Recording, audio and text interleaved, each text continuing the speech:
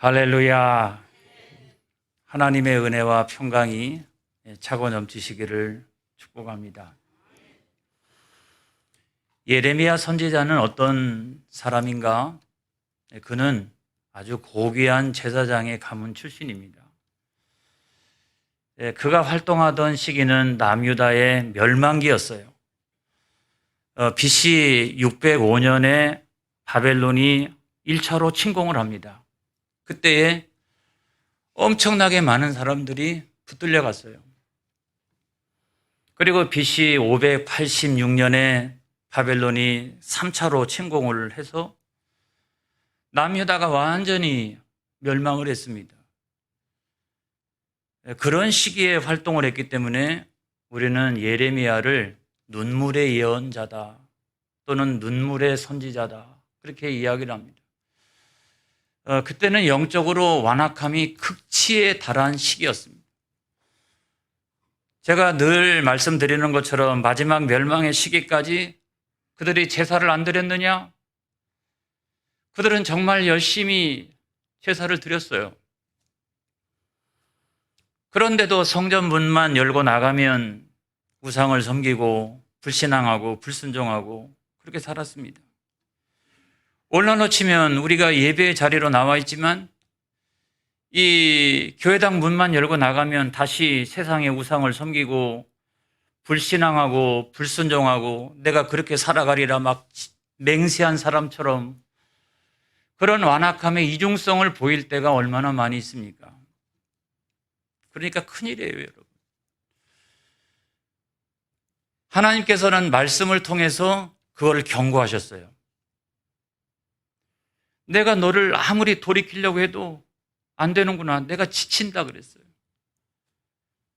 그리고 맹렬한 불로 사르리라. 그리고 어부 알지? 압니다. 그 많은 어부를 보내서 너를 낚을 거야. 너 포수 알지? 압니다. 그 많은 포수를 보내서 너를 사냥할 거야. 이게 나의 경고야. 그렇게 말씀을 하셨건만 사람들은 어떻게 했습니까? 반항하기 시작을 했습니다. 왜 나에게 이와 같은 큰 재앙을 내리십니까?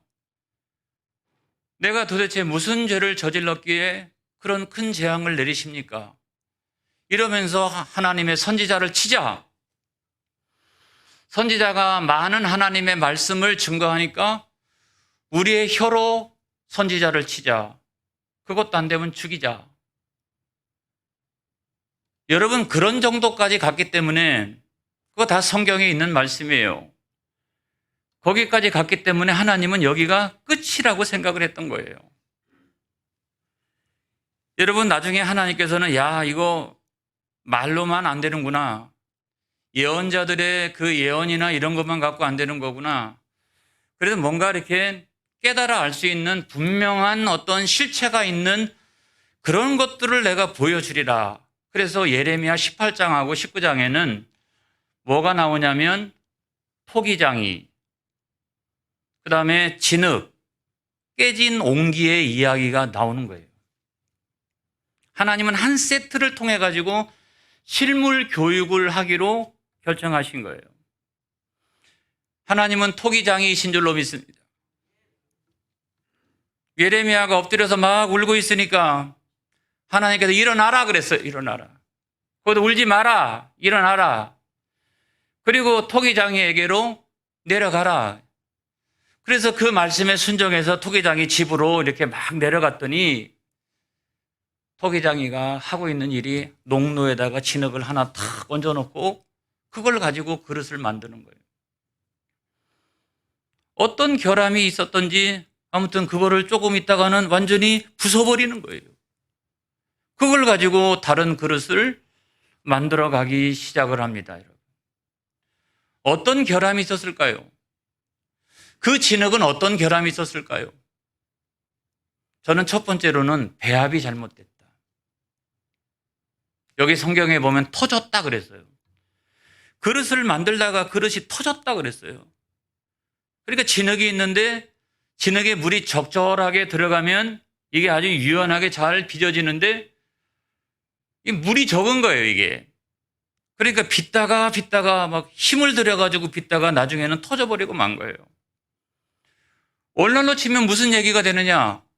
우리는 진흙인 줄로 믿습니다. 물은 성경에 보면 대체적으로 하나님 말씀을 상징합니다.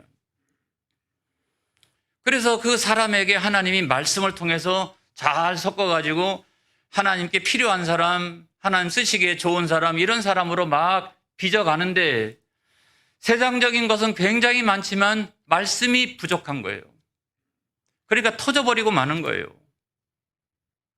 그 다음에 두 번째로 보면은 이 그릇이라고 하는 것은 다 용도가 있지 않습니까? 그리고 용도에 맞게 모양이 이렇게 형성되어집니다.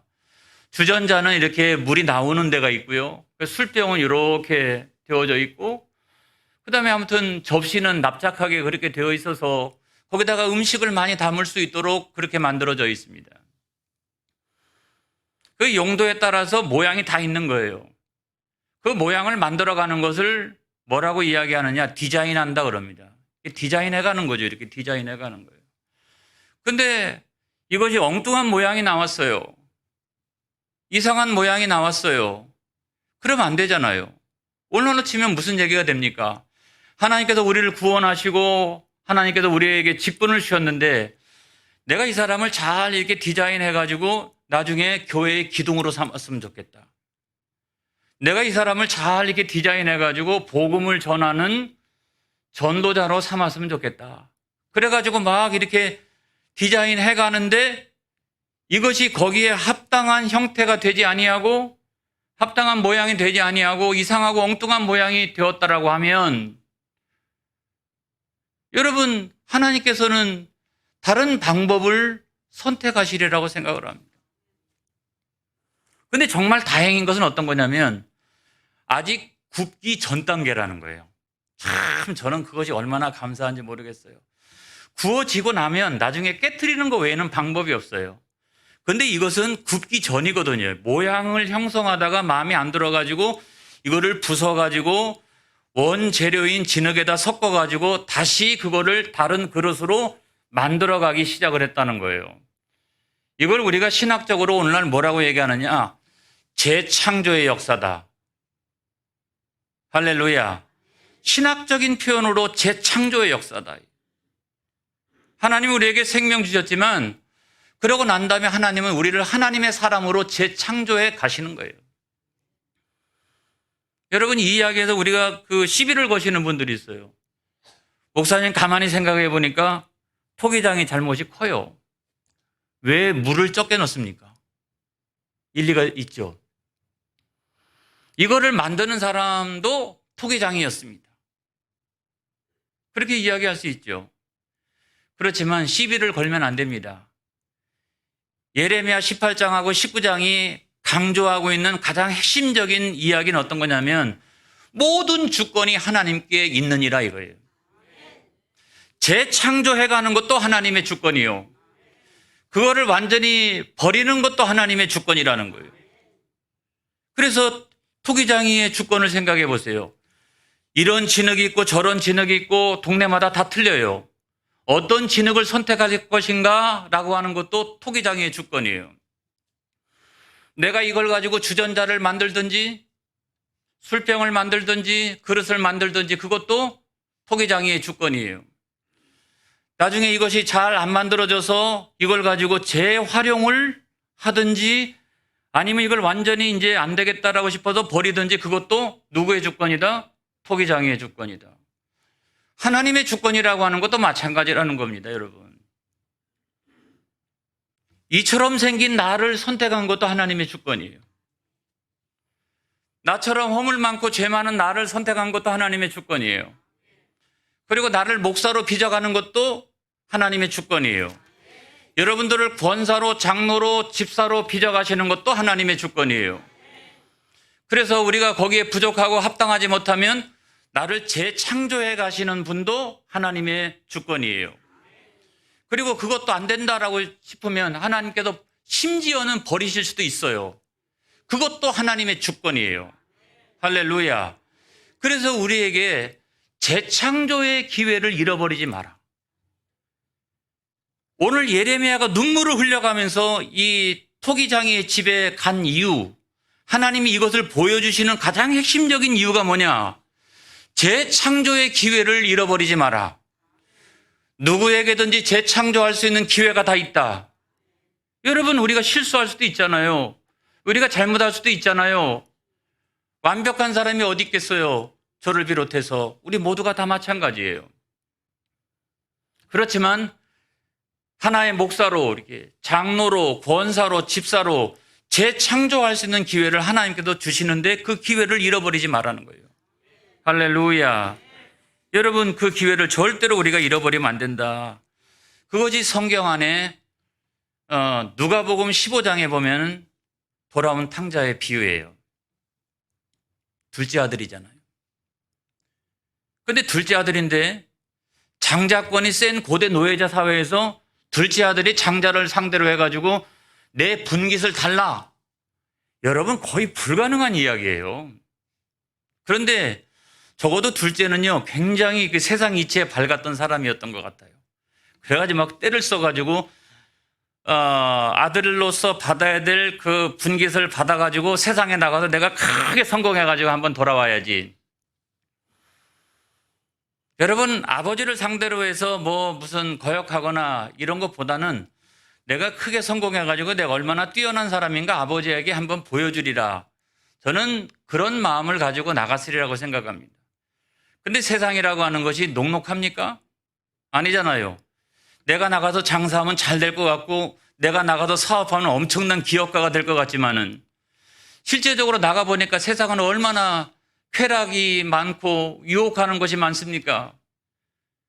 거기에 넘어져 가지고 나중에 있는 재산 다 탕진해버리고 나중에는 그냥 쥐엄나무 열매, 돼지나 먹는 그 쥐엄나무 열매를 먹으면서 내가 이거 먹고서 죽으리라.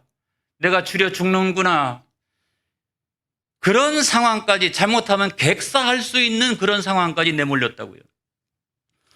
근데 정말 잘한 것은 무엇이냐? 그때 아버지가 생각이 났다는 거예요. 원래 내가 어떻게 살았는지가 생각이 났다는 거예요. 그래서 여러분, 성경 읽어보세요. 정말로 회개하는 마음을 가지고 아버지 집을 향해서 갑니다. 아버지가 받아들여줘도 좋고 안 받아들여도 좋고 그건 아버지의 주권이에요. 그렇지만 나는 어떻게? 회개하는 마음을 가지고 지금 아버지 집을 향해서 가고 있는 거예요. 그랬더니 아버지는 어떻게 합니까? 아버지는 달려 나와가지고 그냥 얼굴을 부비면서 입을 맞추고 그다음에 가장 좋은 옷을 입히고 신을 신기고 가락지를 끼우고, 그래서 원래 내가 누리고 있었던 것을 다 완전히 회복시켜 줍니다. 할렐루야. 더 엄청난 거를 해준 게 아니에요. 그러면서 아버지가 하는 말이 뭐라고 이야기합니까?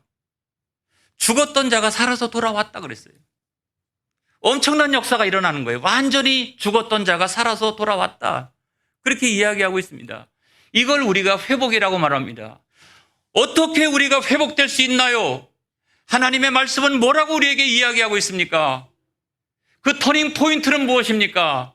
그건 회개였습니다. 회개하는 그 순간에 내가 그대로 그냥 살았더라면 나는 객사했을 거예요. 근데 돌아와서 신분도 회복하고 모든 것들을 다 회복할 수 있었던 가장 중요한 이유가 뭐냐면 회개였던 것입니다. 할렐루야. 그래서 모든 재창조의 시작은 회개에 있는 거예요, 여러분. 회개에 있는 거예요. 그 다음에 우리가 잘 아는 그 베드로 이야기 있지 않습니까? 베드로도요, 성적만 급하지 허물이 많은 사람이에요. 그러다 보니까 실수도 많아요. 그럼에도 불구하고 그 엄청난 신앙의 고백을 했기 때문에 마태복음 16장 16절에서 예수님께서는 이 반석에 내 교회를 세우리니 음부의 권세가 이기지 못하리라. 할렐루야. 이 믿음 위에다가 내 교회를 세우리라 할 정도였어요. 반석이었습니다. 이름을 바꿔서. 그랬는데 예수님의 사역을 계속해서 거역합니다. 그래서 예수님께서 나는 이제 죽으러 간다. 십자가 위에서 많은 사람의 죄를 대속하여 나는 죽으러 간다. 그랬더니 절대로 그리하지 마옵소서 하니까 예수님 입에서 한 번도 터져 나오지 않았던 말이 나왔어요. 사단아 내 뒤로 물러가라. 여러분, 베드로가 사탄이라고 하는 말이 아니에요. 이 속에 역사하고는 주님이 가실 길을 지금 방해하고 있는 이 자체가 사탄스러운 일들이라는 거예요. 내 뒤로 물러거라. 주님께서 선포하시고 명령하신 거예요, 여러분. 그리고 나중에 어떻게 됐습니까? 갈릴리 바다로 돌아가서 거기서 이제 물고기나 잡는 어부가 되었어요. 그런데도 예수님께서 그 마지막 순간에 찾아가셨어요. 예수님인 것을 발견하고 나자마자 겉옷을 그냥 입고서 바닷속으로 뛰어들었어요. 예수님 만나러. 그러니까 그의 마음속에는 이미 뭐가 있었어요? 회개하는 마음이 있었던 거예요. 그러니까 보자마자 달려 들어간 거예요. 달려 들어갔어요. 그래서 야, 우리 가서 밥이나 먹자. 그러면서 아침 조반을 같이 먹습니다. 조반을 다 먹고 난 다음에 예수님 그 당신의 사랑하는 제자 베드로에게 내가 나를 사랑하느냐? 사랑합니다. 내가 나를 사랑하느냐? 사랑합니다. 내가 나를 사랑하느냐? 3번 질문했어요. 내가 주님을 사랑하는 줄 주께서 아시나이다. 할렐루야. 그거는 회개의 고백이었던 거죠. 그리고 난 다음에 베드로는 원래의 반석이 되었어요. 그래서 그 베드로의 믿음의 고백 위에다가 세계 교회가 세워진 거예요. 베드로 위에 세워졌다라고 하는 것은 가톨릭이고, 베드로의 그 믿음 위에 세워졌다라고 하는 것은 우리 개신교예요. 할렐루야. 그 믿음 위에 세워진 거예요. 사람 위에 세워진 것이 결코 아닌 줄로 믿습니다. 여러분, 어쩌면 저는 내가 나를 사랑하느냐? No. 내가 나를 사랑하느냐? Never. 내가 나를 사랑하느냐? 아니요! 라고 했으면 저는 베드로의 인생이라고 하는 것은 나중에 이 갈릴리 바다에 굴러다니는 짱돌이 되었을 거예요. 아무것도 아닌 인생이 되었을 거예요. 그런데도 그런 인생을 들어서 주님은 반석을 삼으신 줄로 믿습니다. 할렐루야. 그래서 중요한 것은 어떤 거다? 재창조되는 것이다. 베드로도 마찬가지예요. 어떻게 해서 이렇게 반석이 거칠은 돌이 됐다가 짱돌이 될 뻔했는데 다시 반석이 됐을까요? 이 터닝 포인트가 뭡니까? 그건 바로 회개였다는 거예요. 회개하자마자 원래의 신분을 회복하고 원래의 능력을 회복하고 돌아왔다는 거예요. 할렐루야. 우리는요, 그냥 진흙이에요. 제가 늘 말씀드리는 것처럼 인간은 가능성과 창조성에서 정말 대단해요. 세상에 뚝딱뚝딱 뭔가를 만들어가지고 우주를 날아가요. 야, 그 심해. 한 30m만 들어가도 말이죠. 이게 기가 막힌데 그 심해를 들어갈 수 있는 어떤 잠수함 같은 것들을 만들어내요. 제가 압권이라고 생각하는 것은 뭐냐면 1000만 도시를 운영할 수 있는 능력이 있다. 이야, 대단합니다. 1000만 명이 살고 있는 집도 짓고요. 교통망을 형성하고요. 먹을 걸 제공하고요. 그 다음에 상하수도 연결하고요. 쓰레기 배출하고요. 야, 이거 정말 우리가 하나님의 형상을 닮은 사람인 것이 분명하다. 일반 동물들하고 우리는 좀 다르다라고 하는 분명한 것이 뭐냐면 이런 1000만 도시를 운영할 수 있는 능력이 사람에게 있다고요. 그 능력을 주신 분은 하나님이신 줄로 믿습니다. 근데 제가 목회를 하면서 야, 그래도 우리 인간은 말이야 진흙에 불과해. 그렇게 생각하는 이유가 뭐냐면 제가 늘 들고 여러분들의 애경사를 쫓아다녀요. 저희 이 나이에요. 엄청나게 많은 애경사. 굉장히 많은 걸 경험했어요. 그런 것들을 다 이렇게 보면서 지금 경사가 있어도 조금 있다가 저는 오후에는 애사에 또 참여를 합니다. 이게 이거야. 이게 이거고. 이게 별거 아니야. 이런 생각이 제 마음속에 드는 거예요. 나이가 들면 나중에 늙고 병들고 그래서 조금씩 먹는 약과 종류의 양이 달라져요. 점점 늘어가요. 저는 안 그런 줄 아세요? 조금씩 늘어가요. 인간 정말 대단하죠. 사상과 철학을 발전시킨 거예요. 정말 심오하죠. 그 시문학 같은 걸 보면 정말 인간은 대단해요. 그럼에도 불구하고 아무리 세상에서 지위가 높고 또 엄청난 능력을 가지고 있어도 나이가 들어서 경로당에도 다 이렇게 해가지고 아무것도 아닌 것 같고 이렇게 싸우고 있는 걸 보면 야, 인간은 정말 유한한 존재다 하는 생각이 들어요. 흙에서 왔으니 흙으로 돌아갈 수밖에 없는 그런 존재구나 하는 생각이 듭니다. 근데 문제는 뭐냐면 우리는 진흙인데 진흙이 무엇하고 섞이느냐가 중요합니다, 여러분. 그냥 진흙이 물질만 그냥 섞이기를 원해요. 여기 진흙에다가 막 물질만 섞이기를 원해요. 그럼 욕심쟁이가 돼요. 나는 진흙인데 어떤 명예만 이렇게 추구해요. 그 사람은 반드시 교만한 사람이 됩니다. 근데 나는 진흙인데 하나님의 말씀에 잘 섞여져서 하나님께서 원하시는 하나님 쓰시는 그런 사람으로 내가 변화되어지기를 원해. 그런 사람은 영생을 소유한 사람이 되는 줄로 믿습니다. 그래서 무엇과 함께 섞여서 내가 하나님께서 원하시는 사람이 되느냐 하는 것이 중요한 거예요. 진흙은 진흙인데 보잘것없는 인생으로 전락할 수도 있고 영원하게 보배롭고 존귀한 인생으로 여러분 우리가 그렇게 살아갈 수도 있는 거예요. 그걸 믿으시기를 주의 이름으로 축원합니다. 자, 맨 마지막으로 깨진 옹기는 되지 마라. 제가 이 말씀을 드립니다, 여러분. 자, 토기장이를 만나고 이렇게 쭉 나오는데 하나님 마음속에 감동을 주시기를 너 말이야 토기장이한테 옹기 하나 사라. 옹기를 샀더니 요번에는 장로들과 제사장들과 함께 흰놈의 아들 골짜기로 가라 그랬어요. 그래서 그걸 들고서 옹기니까 좀 이렇게 큽니다. 이걸 들고서 제사장하고 그다음에 장로들하고 함께 거기를 갔어요. 흰놈의 아들 골짜기. 이 흰놈의 아들 골짜기가 어떤 곳이냐?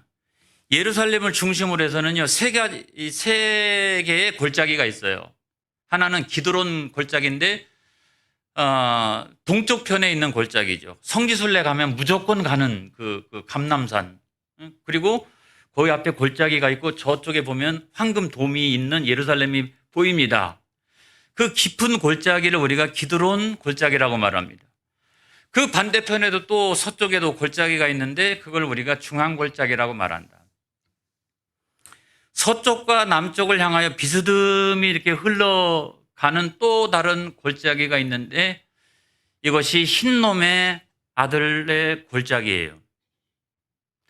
여러분, 이 골짜기가 원래는 아무도 여기는 관심을 두지 않는 골짜기였는데 북이스라엘이 멸망하고 난 다음에 그 유민이 남쪽으로 막 내려오기 시작했어요.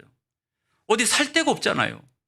그러니까 쪽박촌을 형성하고 뭐 미알이라든지 뭐 모충동이라든지 이런 데처럼 이렇게 막 산 위에다가 막 집들을 이렇게 지어가고 그렇게 살기 시작을 했어요.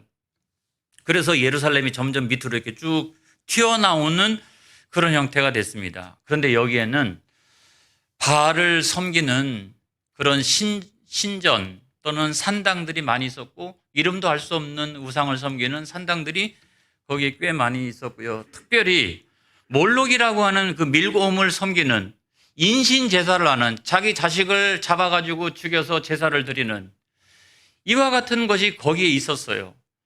그리고 예루살렘에 있는 쓰레기라는 쓰레기는 다 이쪽으로 모이고요. 그리고 웬만한 사람들은 토굴이라든가 바위를 뚫어가지고 묘를 씁니다마는 가난한 사람들은 그렇게 할 수도 없으니까 시체를 메고 나와가지고 여기다 태우는 거예요. 여기는 막 시체를 태우는 냄새가 막 나고 아무튼 여기는 이와 같은 곳이었어요. 인신제사 사람을 태우는 막 그런 연기 막 이런 것도 나기 때문에 이거를 사람들이 뭐라고 불렀느냐? 개벤 흰놈이라고 그랬어요. 개벤 흰놈. 이거를 줄여가지고 뭐라고 그랬느냐? 이거를 지옥이라고 하는 것으로 표현해가지고 이와 같이 이야기했어요. 게헨나 그랬어요. 게헨나. 그러니까 개벤 흰놈을 게헨나 그랬어요. 지옥이라고 표현했던 거예요. 왜냐하면 지옥, 살아서 우리가 보는 지옥이 아마 이와 같을 거다. 이게 지옥이다 그랬어요. 그런데 이 게헨나가 유명해진 이유가 어떤 거냐면 가룟 유다하고 연관이 있어요. 가룟 유다가 나중에 그 주님을 팔고 난 다음에 그 돈을 받아가지고 뭘 했냐면 이 토기장이에 밭을 삽니다. 밭을 사요. 그리고 거기다가 나중에 목을 매달아가지고 죽는데 그 죽을 때 목 매달은 부분이 끊어져서 그 시체가 떨어져서 게헨나, 여기로 떼굴떼굴 굴러가지고 여기까지 오게 돼요.